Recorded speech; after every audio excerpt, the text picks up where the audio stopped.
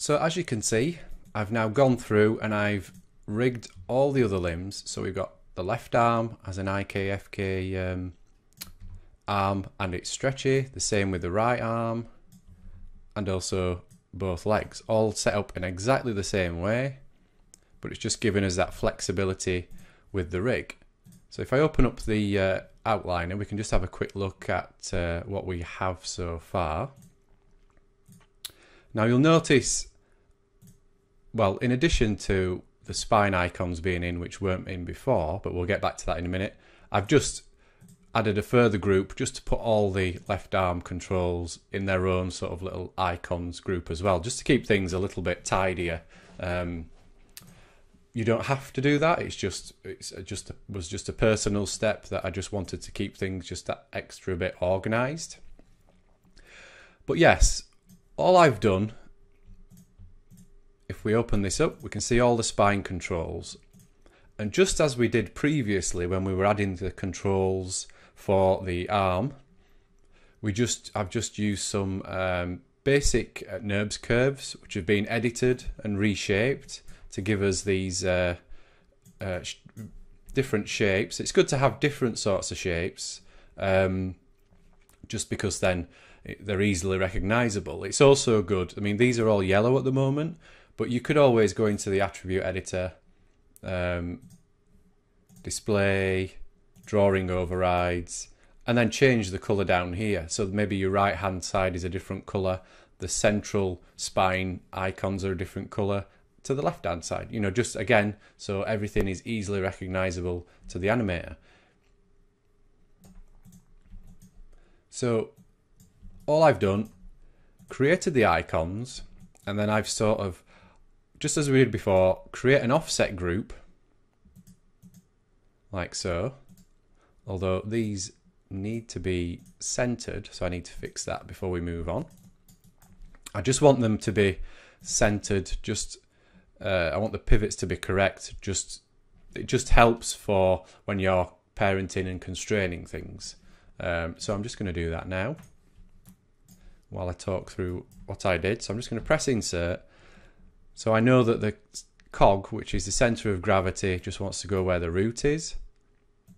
And that's right. The chest is here, sort of the middle of the spine. And then the shoulders go up here. So I'm just holding down V just to snap. Neck is okay. And the antennae ones are okay too, so they're fine.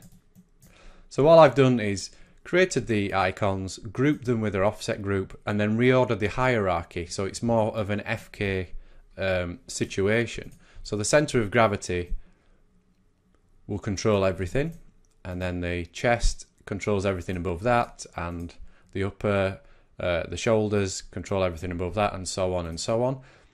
You'll notice that the hip control down here is all on its own, and that will give us the sort of rotating sort of hip sway, which is separate from the upper body, and that is just parented to the center of gravity control there. So that will control the whole of the body, but then we've got the hips separate.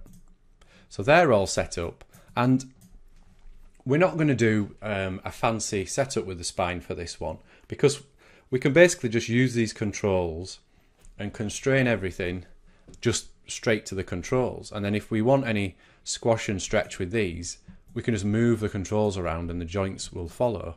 And at this stage in the rig, we just wanted a basic setup anyway.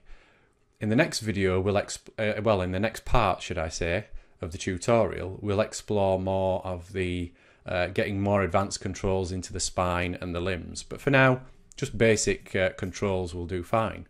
So let's open up the skeleton. And all we're going to do is select the root control and the hip control, sorry, and that's going to control the root. So if I go to constrain parent, and I'm going to put maintain offset on just in case, because I'm not sure the orientations are slightly different here, so I'm going to use maintain offset, and it should, I know we didn't use it before, but it should work fine with just the spine because it's so simple. So center of gravity should control the lower spine. Click apply. Then the chest control is the spine middle. Click apply. So you can see it's just controlling the joints that they are more or less with. Spine upper, click apply. Then we get up to the neck control, select the neck. And obviously you could press G just to speed things up a little bit more. Apply, and then the top, apply. So now we can just animate that, and those other joints are all going to follow nicely because we've got the hierarchy set up. And the hip control, you notice it still doesn't affect the upper spine even though we're controlling the root joint here, because the spines below it are all controlled by other constraints. Now the problem is the arms and the legs currently don't follow, but because of how we've already set things up, it's quite easy for us to now fix that. So let's open up the arm controls, and what we want is these root controls. So see, we've got the root control groups there, which we'd set up previously. Now we want them to maybe follow where the shoulder control is. So let's just parent them to the shoulder control and just see how that works. So if we move the upper body, see, that's fine. That follows that control, and it follows the shoulder control as well. And it may be because of the position there, you might want them to follow the chest control instead. So it's completely up to you which control you parent them to, but you need to do it just so that everything follows together. And next we'll go down to the leg icons. Again, we want the root icons, and this time we're going to parent them to the hip control. So we move those down there. So now you can see we can get the hip wiggle because the roots of the legs will follow, and we can animate the whole thing, and the arms and the legs follow as well, and you can see the stretchiness working really nicely there as well. And that is the basic rig pretty much set up.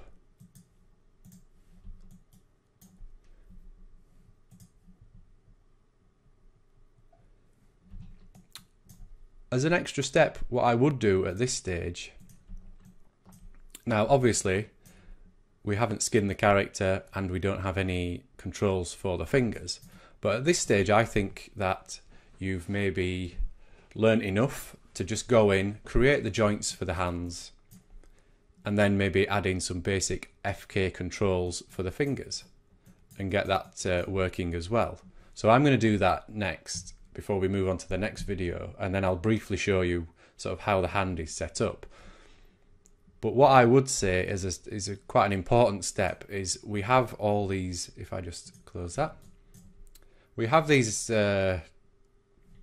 controls, but at the moment the animator could move them around, could scale them, or do anything to them. So it's important now to go through and start locking things off. So we know that those controls, they already follow the ankle and the wrist. So we don't want the animator to move them or rotate them. So I'm just going to go in, right click, lock and hide selected. So that means that all the animator can do is switch between IK and FK, and if we add some other attributes on here, which we will do in the second part of this course, you know, it's all accessible on there, but the animator can't move them or break them. Same for all the offset groups. What I would do is go through and with the offset groups,